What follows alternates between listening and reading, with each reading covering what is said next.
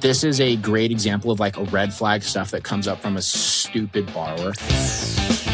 Well, was this right side up? Just to make it more like Idiocracy, as of yesterday, I did see that Trump was endorsing Jake Paul for office as he was standing up there giving a speech with the sweatiest pits I've ever seen in this big ass suit. I'm like, that means there's something wrong with it. Jake Paul or Trump? Jake Paul. Oh, no, I thought you had Trump. Trump was 40. He made me my commute 20 minutes, 40 minutes yesterday because he was in Cincinnati. Oh, really? Yeah. Did you go say hi to him?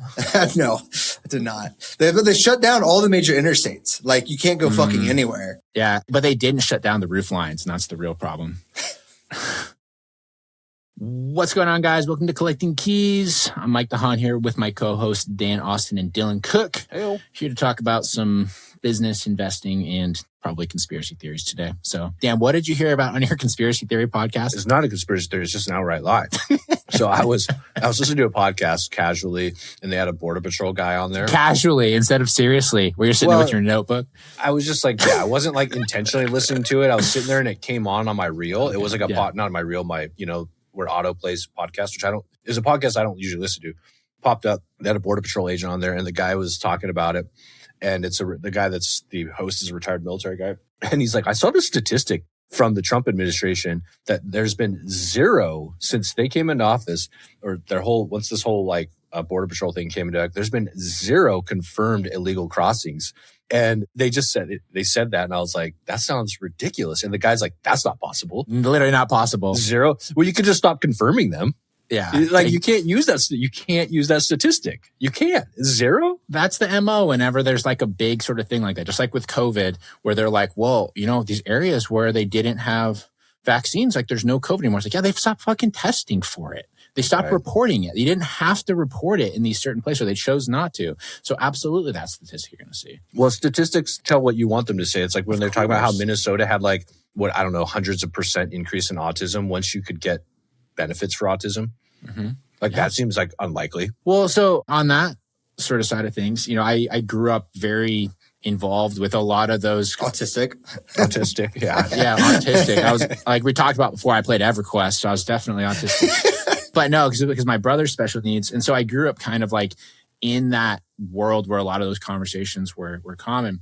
And the thing has always sort of stuck with me as, I went through from like when my brother was younger, we just called him retarded. He's retarded. We have like a diagnosis form. I've seen it. And it just says like Daniel's diagnosis is he's retarded. What they used to call Down syndrome people? Mongolian idiots. That's horrible. But that's what they used to call them. But then all of a sudden we were in college, like we started moving away from that. That's fine. And then like the autism spectrum started growing. There's all these kids that are now like more autistic. There's more autistic kids than there ever were before. But the reason is because they expanded what that actually means. What autism means, yes. And like who falls into that. And now that's why you have like all these like Gen Z freaking influencers who are like, here's life with autism. I'm like, no, you're just a fucking nerd. Yeah. One thing that pisses me off, and I've heard this recently from some people, is like, oh yeah, my kid they're on the spectrum. I'm like, no, you're just a really shitty parent. You aren't teaching them social skills. Yeah, well, I think that's part of it. You can't just say they're on the spectrum because they're not doing what you want them to do. But there's also a nature-nurture thing, right? Like there's some kids that are just more shy. They don't make friends as easily, right? They don't want to go and like do the wild stuff that some of the other kids do. They do just want to like kind of sit by themselves, and that's fine. Valid. That's valid, yeah. What's funny, I'm going to tie this off with the story, is last week when I wasn't here, I was on a golf trip in Alabama. And we were all playing. Oh, is that why you couldn't record with us? You're just partying and having fun? Yes. But anyway, we were on this like near the end of the round on the 16th hole. And we were all playing pretty shitty. And then a train like literally drove by on the tracks. And then we all hit great shots after we saw this trip. We're like, oh, yeah. We're autistic. Yeah. It's like, oh, this is what we needed. That actually checks out. From a diagnosis standpoint, that checks out. Yeah. I mean, I think that's the question number 2 when they ask you, do you like trains? Yeah, exactly. Do you like trains? Yeah. Well, I've seen that poll go around as like a joke on Twitter and stuff. It's like honestly, I hope autism keeps rising because we really do need to have a better train system in this country. Yeah, seriously, dude. Yeah, it's valid. So, it's not always trains. For my brother, it was airplanes. Yeah, he is an airplane guy. He can tell you anything about an airplane. You can like look at it. He knows like the model. He can like see it in the sky and he'll be like, oh, that's a, 330. Like he'll know everything about it. Wow. Crazy.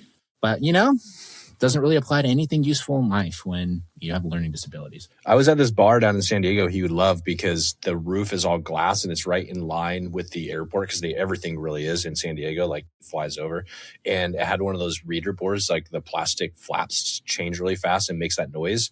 And it has the flight number and destination or where it came from on the board every time one flies over. I would like that. That sounds freaking sweet. It's pretty cool. You get like a dope ass cocktail and you're like, oh shit, they're coming from Anchorage. That's Hell cool. yeah, dude. And all of a sudden you're like, on there like making bets on like what the next plane's going to be, what airline, where it's going to be coming from. Now you're getting into really good time. That would be actually, God, yeah, okay. Yeah. Let's go. Let's go. Yeah, that's that. We're going to have KeysCon 2026. We're going to have a San Diego exclusively so we can go there. It's like a poker game. You have an ante to come. You have to put $5,000 in the pot. I like it. Oh, that's a good idea. That's just a start. And then you still have to have money to bet. That's smart, Dan, because then we can charge a 25% management fee for it. And then yeah, exactly. A bookie fee. And then KeysCon is paid for. Yeah. There you go. I mean, that is really the ticket, right? Is you get the guys that have like the big guru things and they're like, you know what? I really want to go to Puerto Rico. We're going to have an event there and charge people $7,000. I'm going to pay Brandon Turner or someone to come speak. And I'm just going to get a free trip to Puerto Rico. Yeah. I have the idea we got to do. We can go out to get all like the gurus. The gurus. We put on this kind of like a fire festival thing, like set that up for them, get them all out to Puerto Rico. All the guys, you guys can just pick one. That's the douchebag that's going to be there. We're going to have all of them in the same room. And then we're just going to drop the ball. I'm like, sorry guys, you're going to have to live in these tents and eat styrofoam.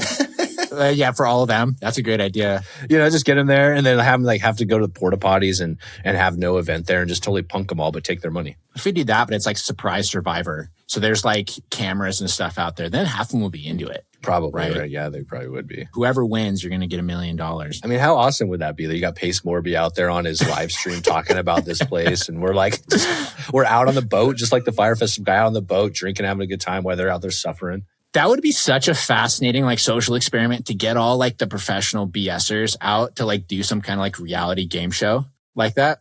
Make it the Hunger Games and I'll watch. Oh, golly. Jeez. God damn. You want to see Pace and fucking investor girl Britt like trying to kill each other? That sounds nuts. Give them bow and arrows. I don't know. I'm trying to think. Chris Crone, he'd probably be the one that wins. He's like a fit dude. He'd be savage, dude. He's a dude that would just go like buck wild. Yeah. To me, he seems like he's on the verge of like doing something extreme all the time. Like totally hurt somebody else, kill somebody, rob somebody. Like he just seems like, he's an intense dude. I don't even know who this is. So really? Good on them. Yeah. No idea. Yeah. He's kind of like washed out a little bit. He was super big during like 21 and 22 about how he made all this money buying all these properties. And then you essentially found out that most of it was a lie, just like all the rest of them. But he was constantly walking around a construction site talking about how he's adding a $25,000 addition to his house. Yeah. Or a 25,000 square foot addition to his house. And I'm pretty sure it was just a construction site in Utah where he lives. Yeah. But now he has kind of long hair and he talks about God a lot. So, he's in a good place. He has made the transition. He did the 180. He did the 180. He's always been like that. I think it's just 1 degree off. I don't think it's a 180. I think it's just like 1 degree off for some of these guys. Like they're like, oh, now this is my path. Oh God. They're like, oh no, people aren't trusting me anymore. This will fix it. Yeah. Here, there's a good transition, Mike. Let's about trust, which does play into a question I had for you guys. Yeah, there's actually like this question that you brought up. We have faced this situation a couple times. Yeah, so I got the opportunity on a lead that basically he's willing to sell his house in a good area at his mortgage value plus a couple grand. But the kicker is he wants to stay in the house, rent it back from us indefinitely. Mm-hmm. And like ARV is probably high twos, maybe low threes. We're talking $45,000 purchase price, and then renting it back at like $750 a month, which is way below market, obviously. Yeah. And there are some lingering CapEx issues. It probably needs a furnace, probably needs a roof. And so, do you do the deal or not? Is kind of the question. Yeah. He's 77 years old. That's 77 years old. He's an older guy. So what's your inclination? And then I'll tell you about the couple situations that we had. Well, obviously, I mean, from a numbers perspective, I mean, even if it breaks even for the time that he is alive, let's say that's even 20 years, he lives to 97, like you're going to be sitting on mountains of equity, right? So it probably financially still makes sense to do that. And you could, even if you bought it $40K outright, you could do a refi at a super low LTV, get all your money out, et cetera. But if it almost seems like preserved incentives where you're just hoping this guy dies. Correct. Yeah, that's a weird thing. That's the ethical thing. I'm just like, what happens after that? So that's where we always we had this, there's two specific situations I can remember where we had this. One of them was very similar. Older guy, owner occupant. Remember that split level out in Perry District, Dan? This guy.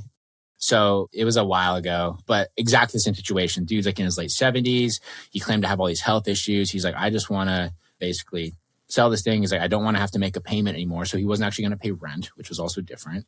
But he was willing to give it to us for like a steal. And he's like, just let me stay here. He's like, I was like, you don't have to fix things. I'll just do it. He's like, I just want to stay here till I die. So that was one situation. The other one we had, which is a little bit dicier, was a guy who his mom lived in the house, okay, and technically owned the house, but he was like the full-time caregiver, right? And he wanted to basically cash out the house at a sale. The thing was a pretty big fixer-upper, and then she was going to stay there. And then, she was going to sell just like 50 cents on the dollar kind of thing. One of the big reasons we opted not to was because basically what happens is it puts you in a situation where you are, whether you admit it to yourself or not, you are hoping for the death of another human being, right? Because it is in your best financial interest. Even if you say like, oh no, I'm not going to back that. Yes, you are. I mean, there's a lot of people that hope for their parents to die just so they get their inheritance. So, I mean, It's not, not that bad. It's a random person. Yeah. So that's like just kind of, it's a bad place to be. And then also too, there are a lot of sort of legal complexities. I don't know about Ohio, but in Washington, so you're talking about all these CapEx issues. What happens if this dude like dies in the house and like for us up here, we don't discover it?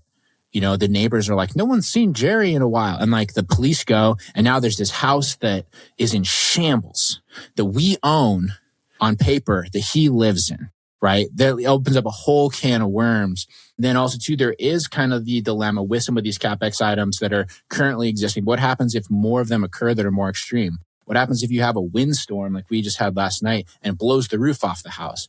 Are you now going to pay 20 grand to put a new roof on this thing?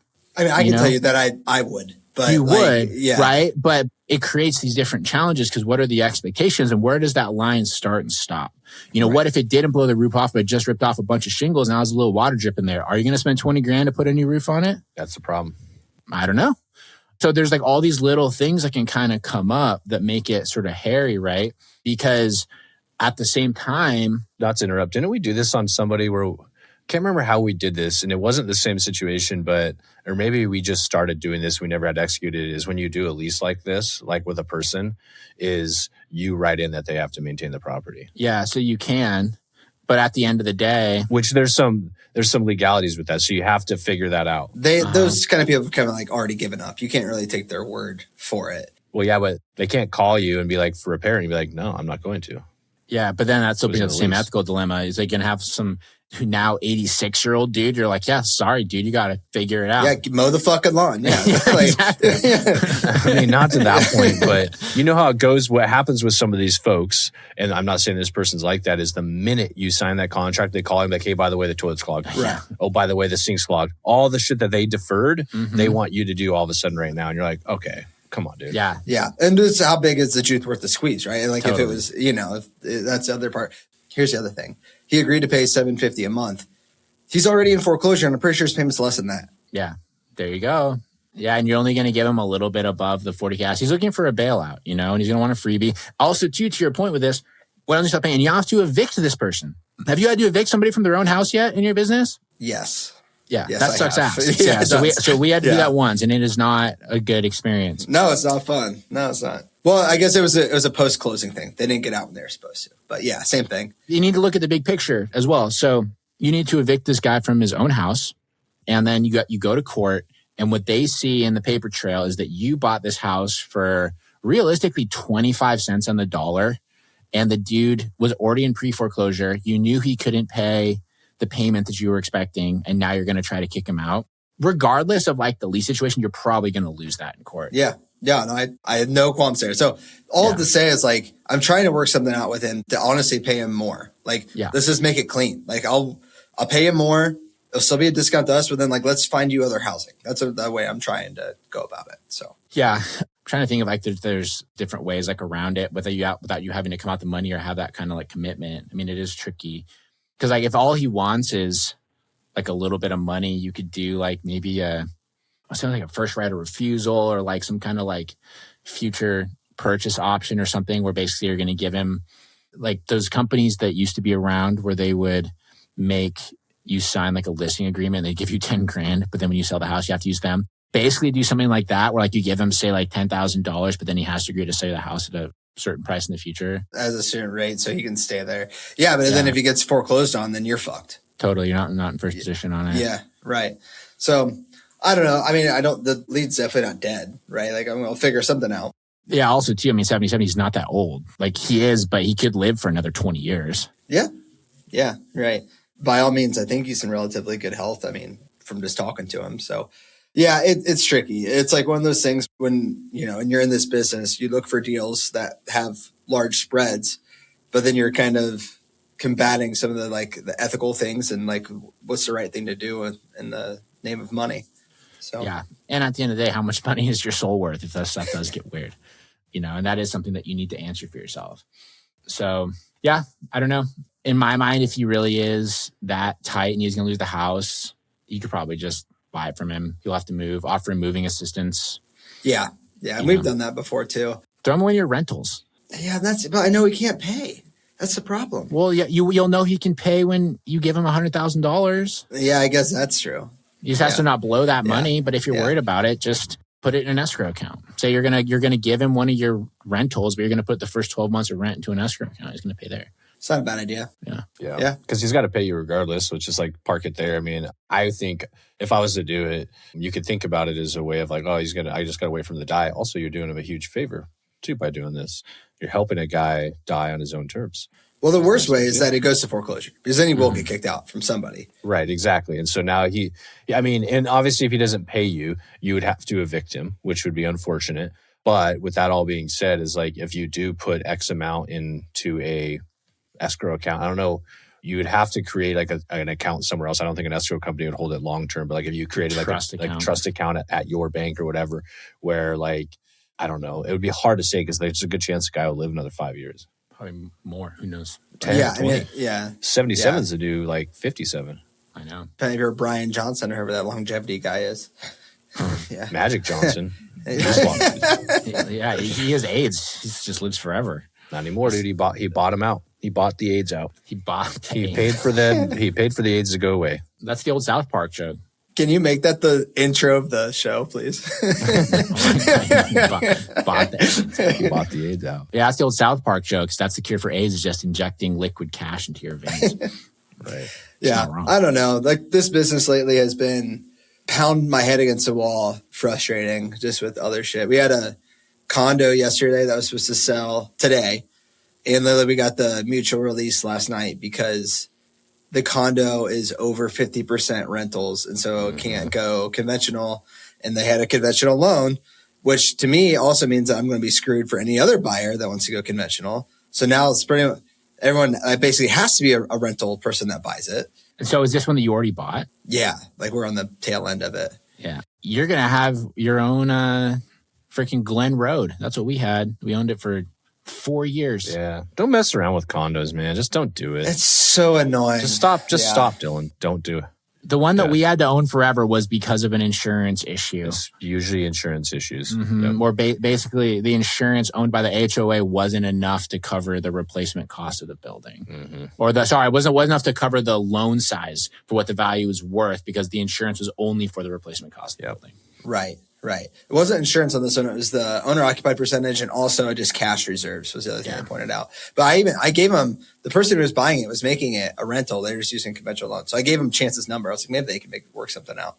Because if a DSCR wouldn't have that same regulation, right? Depends. Yeah, depends on a lot. You guys are speaking like true lenders now. I mean, they can do non-warrantable condos, but it also depends from DSCR provider to DSCR provider. Some of them will be like, yeah, we'll do non-warrantable if it's this, or some people will non-warrantable if this. And like sometimes it's case by case. Like we had one where it was like the guy's going to own 100% of it, and they're like, well, we don't mind that. But if you own 50 or 49, they're like, I don't really like that. Yeah. Mm-hmm. I had a chance to buy a whole condo complex once. 24. Don't do it. You'll get fucked. Yeah, I didn't. The math didn't work, but yeah, pretty much the only way that I think that would make sense is if it was like a specific niche. If it was priced like an apartment maybe and you could It was- change the zoning of it, I don't know. I looked at it that way too, but Yeah, or like if you were going to convert it to an apartment, because like also too, if you own all of it, then other people will have issues getting loans. So like what we've seen in situations around here, there's one apartment complex that was like that. They're like the same person owned like a bunch of them. And basically the only way, and we had the opportunity to buy this one. We wholesaled it because we read in the fine print. Good thing. Yeah, that guy was freaking crazy. This was like, this dude had like, Is that Bob? yeah, that was Bob. He was a bad dude. Like he had a tenant. He was a bad person. That like lived in the property. I went to walk it with Bob. This tenant's like screaming bloody murder, like, fuck you, you're a piece of shit, all this sort of stuff. Anyway. And Mike's like, hey, what's going on with that P-trap? Yeah. And he's talking about how Bob's like, how Bob like raped her and all this sort of stuff. It was super bad. And then all of a sudden the tenant's like, oh yeah, no, we're good. Yeah, just sell it. I don't care. And we're pretty certain that Bob paid her some hush money to keep her mouth shut about all the atrocities that he had committed. And essentially what it came down the track was she used to work for him as like an assistant. And this dude was a creep and had a history of doing bad stuff with his staff. You know, this whole thing went down. But anyway, back to the condo and what the issue was with it. Because of the way the ownership structure was with the whole building, the condos could only be bought in cash. They were not financeable. And that was very, very clear in the CC&Rs was that they didn't even explore financing options. And we chose to pass on it. So I'm like, it was like a $150,000 condo. And I was like, who's going to buy that? right. This piece of shit condo in this part after $150,000. But you know what? To our lesson, the people that we wholesaled it to, they got a buyer like immediately. And I was shocked. I could not believe it. But that was a gamble I was not willing to take. Yeah, I mean, that's the other thing. And like, you bring up a good point there. I guess two things. One, going back to, there's actually an agent who lost her license because I think she was hooking up with someone and like when she'd go take people to random people's houses. Oh, nice. Yeah. Nice. I mean, second thing was, Good for her. yeah. Where's it going with that? I don't know. Sexual assault. Yeah. I mean, just, if she's what? She's breaking her squeeze? That's not assault. No, I remember now. I remember now. It was completely unrelated. I had a deal and I was like, I couldn't find a buyer for it. And I'm like, there's got to be a buyer. The numbers like somewhat work. And I sent it to a buddy of mine who must have a much better buyer's list than I do. He sold it for $12,000 more than I was asking. Nice.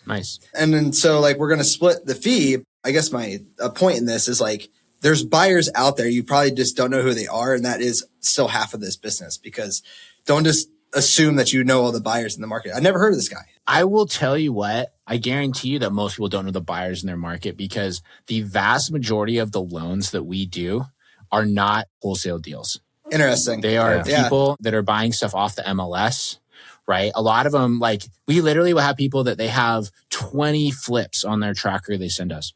And in our little doc template that goes out that requests different things, we'll have a assignment contract. They'll be like, I don't know what that is.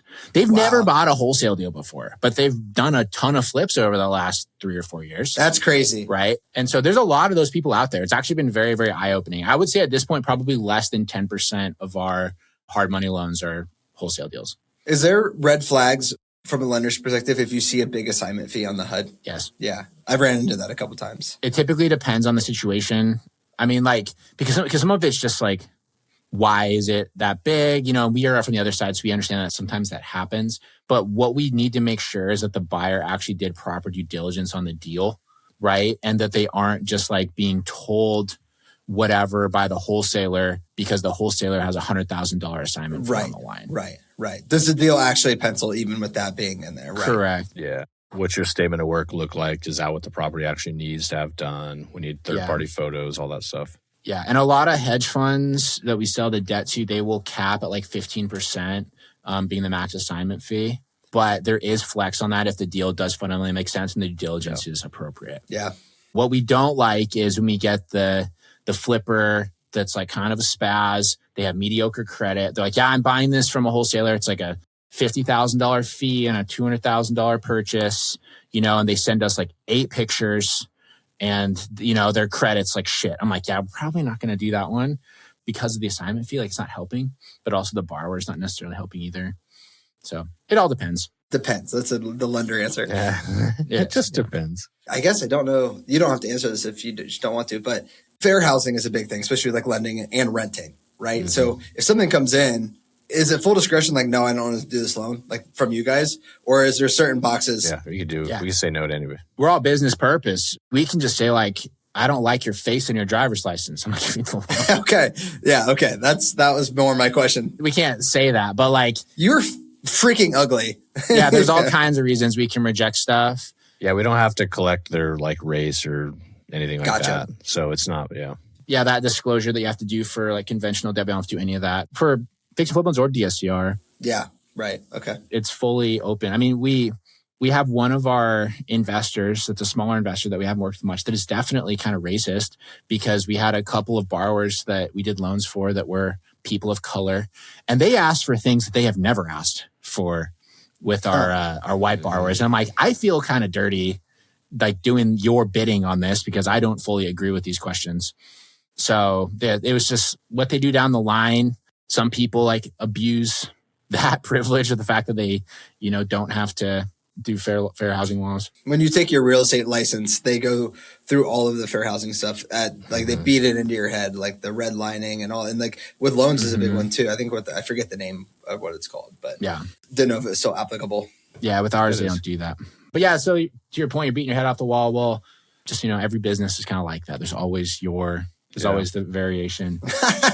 I know. It just feels like it's been harder lately than, since I started almost. Yeah. So it probably has been. Everything seems to be harder these days, no matter what business you're in. I know. We sent out the latest direct mail and like, it was to the point where I'm like, did I do something wrong? Because like how low there's, we still got like, the response was. So the number of contracts and deals ended up being pretty close to the same, but the number of leads was much, much lower. Interesting. Well, so I would say that makes sense for the industry. Like that's what we were seeing over the last several years was our cost per lead would go up immensely, but the cost per deal would stay kind of the same. Yeah. Like it would increase like a little bit, but not a lot. That's pretty on par. What's your kid doing over there, Dan? Knocking on your door? He found out that I'm home and he's homesick. And so I'm like, oh, damn it. How did he find me? Well, he's in the place where you are every day. I know. That's true. Yeah. So, but you can bring him in if you want. So you want to have an opinion on fair housing laws? Oh, he definitely has an opinion on that because, like, if Superman can't come in and smash your shit, he doesn't want it. I mean, that's like classic, 2-year-old boy behavior right there. Oh, dude, he loves it, man. Yeah.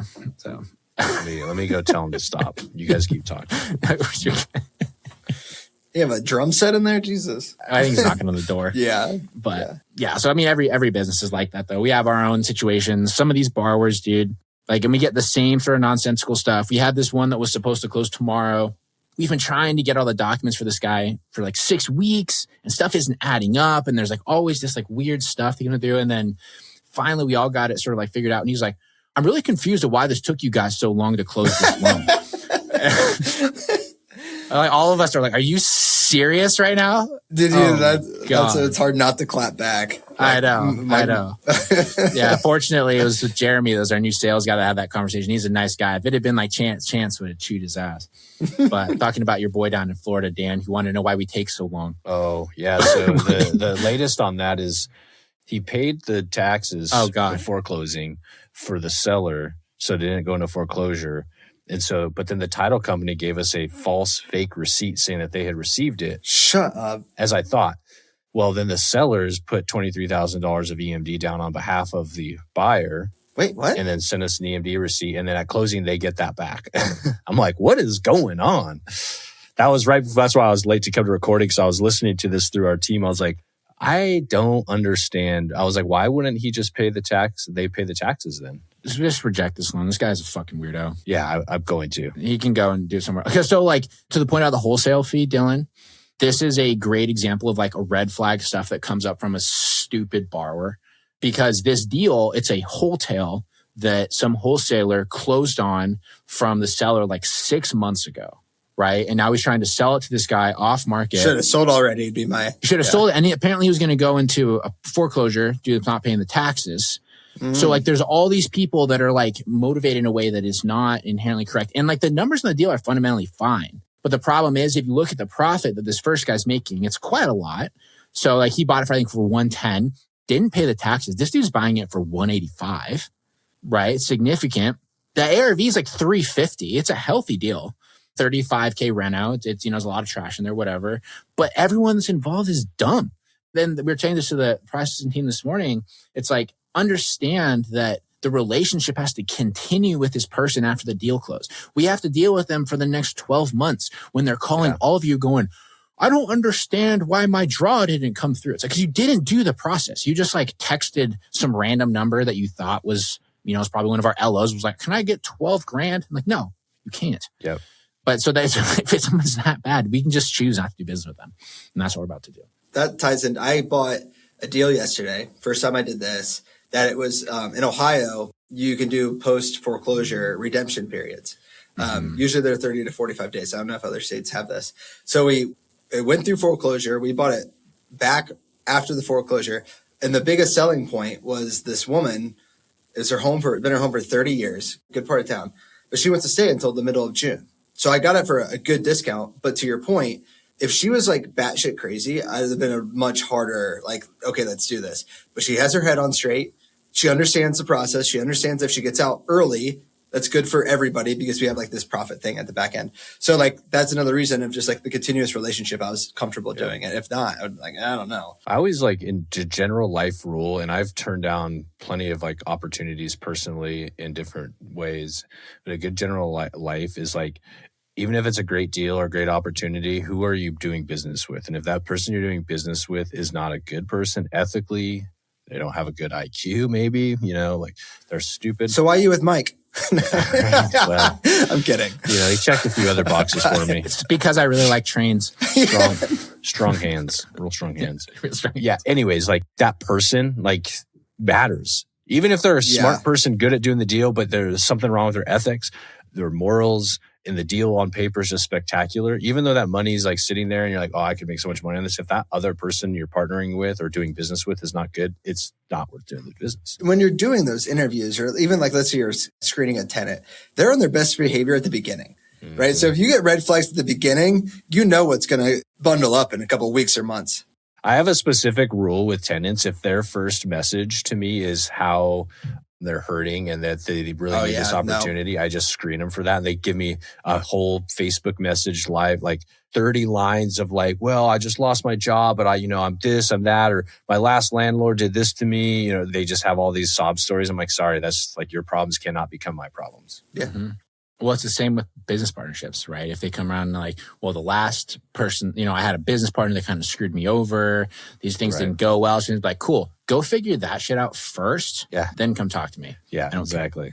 Till that's not a thing. Yeah. We just had that on a loan. It was actually one of your buddy Scott's wholesale deals that we ended up rejecting because the kid that was buying it, he had all this experience, quote unquote, but at the very get-go, he lied about his credit, he lied about his liquidity, right? And then it turns out that he had this quote unquote business partnership with this person that like stole all his money and did all this kind of stuff. I'm like, I don't care because you started off with lying. If he had started out and been like, hey, here's like the full situation. My liquidity isn't awesome. Here's the money that's going to be coming in. Here's what my experience is. Totally different because now you're a reasonable person. Yeah. In fact, the liquidity came in, wasn't even enough to close the loan. It's like, why would you lie about that? Like, we're going to know you don't have money to come to the closing table. So many people, you would be surprised how many people come to buy a house that actually don't have the money to repair it once they close it, or even close it for that matter. Dude, we've had people come in and they're like, their first bank statements they send in are like $12.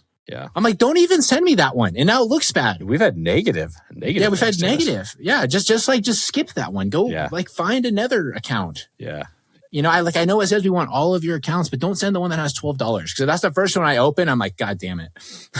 Here's advice to the people listening, and Mike and Dan should cut their ears off. But when a lender asks for shit, give them the bare minimum until they accept it. Because the more you start digging, like the worse it can get. Like, and give them the stuff that you would want them to see. Yeah. Because like to your point, like if you have a bank account with $12, but you don't see that one, you only send us the one that has the 50 grand in it. Great. I don't care about the other one. Yeah. I don't need the other one. Hold on. What happened on a listing where this is a first time home buyer. They had the inspection. The lender was asking for updates from them, not from me, who was helping them, who is the realtor, which I hardly ever do realtor stuff. And long story short is the buyers ended up telling the lender that there's a radon problem at the house. I'm like, you should have never said anything about the inspection. Right. We would have got it fixed. They would never have known. It would have been all fine. But then now they needed to retest it. afterwards to prove that it was okay. It's just like this whole mess. Same thing. Just don't answer questions. Don't provide info. Yeah. All right, everybody. Well, thanks for listening. Again, still waiting for some name recs. Come on, guys. Trying to rebrand this thing. Message me on Instagram, Mike_invests, since we move away from the real estate a little bit. We have a few ideas, but you're going to end up with something that you're all going to complain about. That's what will happen is we'll choose a new name and people are going to be like, I don't like that one. Yeah. And I'm like, you had your chance to participate and you chose not to. So give us a name. Either way, hit me up on Instagram, Mike_invests. And thanks for listening, everybody. Talk to you guys next week. See y'all. See ya. This episode is sponsored by Sir Lancelot LLC, also known as SLA Capital, which, if you didn't know, is Dan and I's private lending company. So yes, we are sponsoring our own show, but what you going to do about it?